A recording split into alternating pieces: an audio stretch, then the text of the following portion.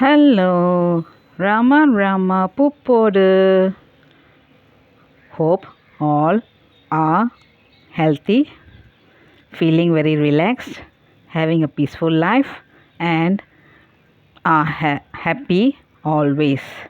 Now, let's continue with chapter 24 Himalayan Journey. The friends in Jhansi provided Ramdas with all necessaries for the Himalayan journey, and the day for departure came. Many came as far as the railway station to bid farewell to humble Ramdas and Ram Kinkar. Both parties parted after mutual exchange of good wishes. In due time, Hardwar was reached. Hardwar, as the name suggests, is the gateway to the great shrines of the Himalayas. Here, the pilgrims stayed for 2 days. It is most delightful to visit the bank of the Ganga, where congregate sannyasis, sannyasinis, sadhus, bhaktas, brahmanas, pious mothers, all busy with baths, ablutions, sandhya, prayers, and worship. O Ram, thou art clearly manifest at this holy place. Now the journey on the Himalayas commenced.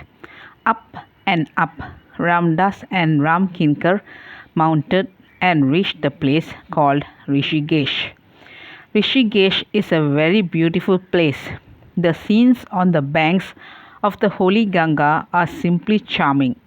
Here, the lofty peaks of mountains are dimly visible at a distance, covered over with white mist, kissing as they do the rolling waves of clouds that hang above them. Her nearer gaze presents to the eyes high gigantic rocks, growing upon their surface dense forests, a mixture of green, yellow, and red hues of leaves, foliage, and blossoms.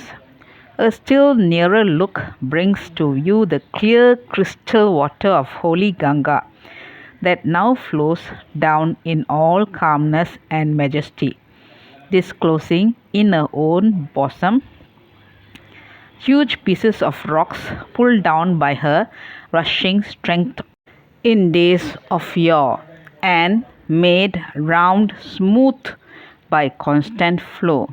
O Ram, thou art sublime.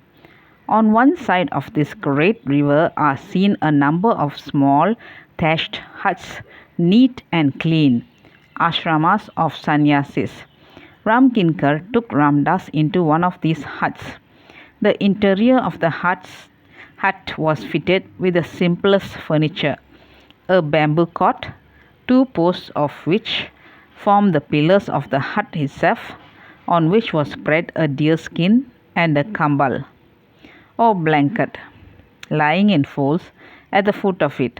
A venerable old sannyasi was squatting upon the deerskin. On a peg was hanging his kamandal made of a black shell, except a small piece of cloth and a spare cowpin, which was drying in the sun outside. He had no other clothing. On the sandy floor of the hut was a bamboo mat, and in a corner two black stones, one big and another small, to crush almonds and such other hard eatables, having shells to break. There was a calm and peaceful look upon the countenance of the saint.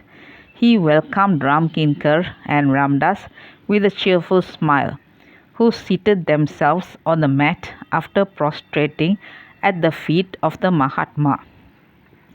He offered some karda, mumps, to the guests and had a simple and childlike talk with them about saints who would be found in the thick forests on the opposite bank of the Ganges, unexplored by ordinary men, where for a number of years they might be performing tapasya. His beautiful advice to Ramdas was to remain as long as possible for his sadhana in solitude. Then, which there is no better means for the control of the mind. He was kind, affable, engaging, and good. O Ram, it was thyself in all thy glory that Ramdas met under that simple roof. One thing more, this saint was very fond of birds. He would not miss to share his food with them every day. They would wait for their share on the trees outside the hut. He talked very lovingly to them.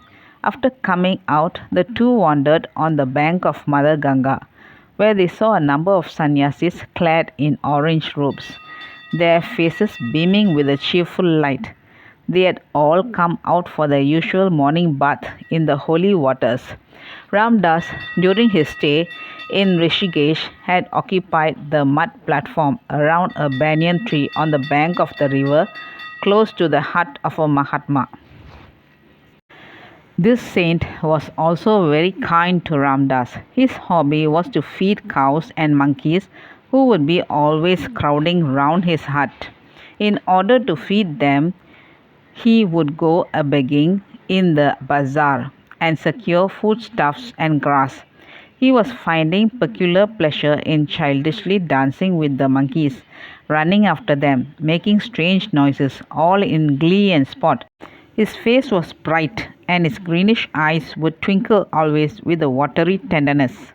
Under the same tree there was also a blind sadhu who had a good voice, which he made a right use of by singing the glory of Ram.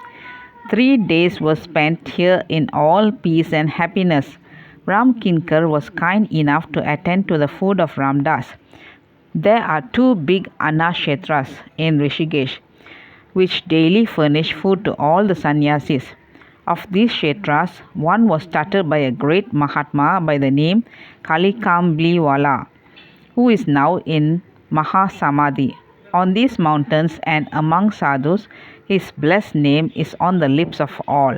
By his influence, he has induced wealthy merchants of Bombay and other places to open at every 10 to 15 miles on the hills a dharmashala in which sadavarth or foodstuffs are distributed free to all sadhu pilgrims who hold chits with which they are provided at Rishikesh. Ram Kinkar secured for Ramdas these chits at Rishikesh. That's all, folks. Let's see the next chapter later. Okay, thank you. Bye bye. Rama Rama Puppodu.